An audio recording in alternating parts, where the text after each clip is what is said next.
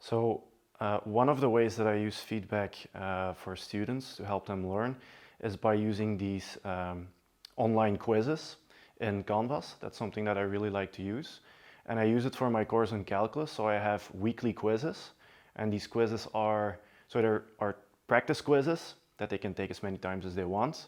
And there are weekly graded quizzes for each of the lectures.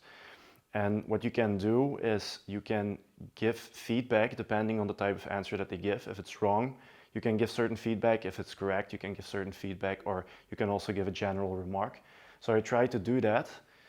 And I also try to make these quizzes like varied enough, because multiple students take them and maybe they could cheat a little bit or they could look at each other's quizzes.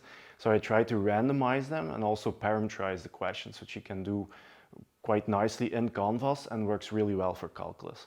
So that's one of the main ways that I use it right now.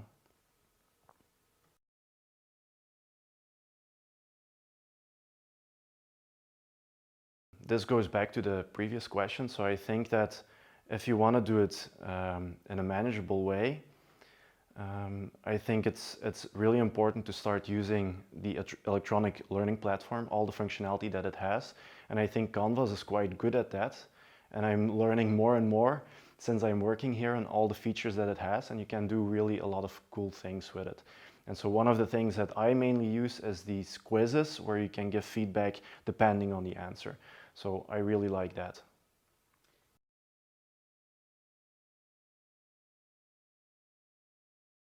So I think meaningful assessment, for me, what I focus on, it has a few properties. And one of the properties is that it has to happen frequent. You need a lot of assessment moments. And what I also try to do is that it's diverse, that you have different types of assessments.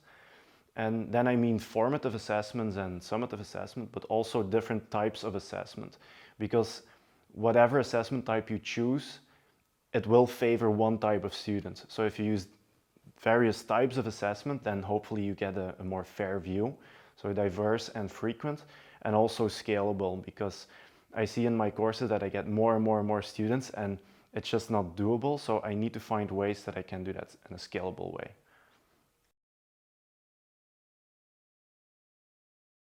That is really hard to find good questions, or how you can ask good questions to avoid that they are going to cheat or if they're going to plagiarize.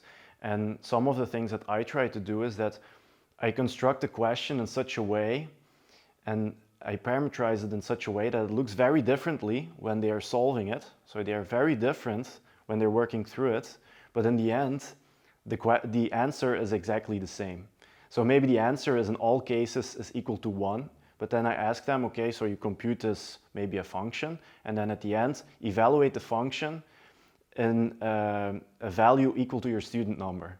And then students think, oh my God, but actually the answer is always 1, but they don't know that. So things like that, but that's hard to create, but once you have it, then you can use it for a long time.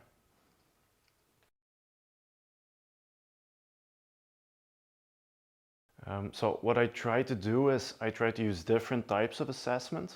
I already did that a little bit in my calculus course last year, but I try to do it more now. So I already have these practice quizzes and graded quizzes online in Canvas. But then I also have a number of assignments where I try to encourage them to use the tools that they learn in calculus, but in the format or in the context within their program. So I teach this in circular engineering.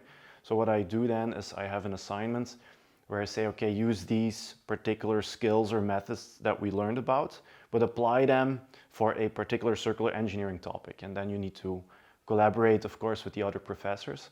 But I think that's really useful, because then you're using their inner motivation, because they chose for circular engineering. And if you use that to latch on with your methods that you learn in calculus, I think that's really useful to get them to learn. Great.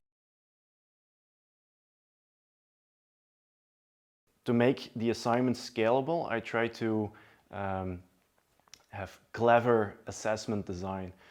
And what I mean with that is in the past, I would create an entire assignment and I make a grading manual and a solution manual, and that takes a lot of time. So what I did this year is I just gave the students a prompt, like 1 or 2 sentences about a topic, and then I give them a rubric with 5 criteria, and that's very clear. And then they basically have to create the assignment and solve it at the same time. And so then I don't have to do it anymore. It's scalable for me, and it also avoids cheating and fraud and stuff like that. So I think that's really useful to do it like that. And then one other thing that I'm going to try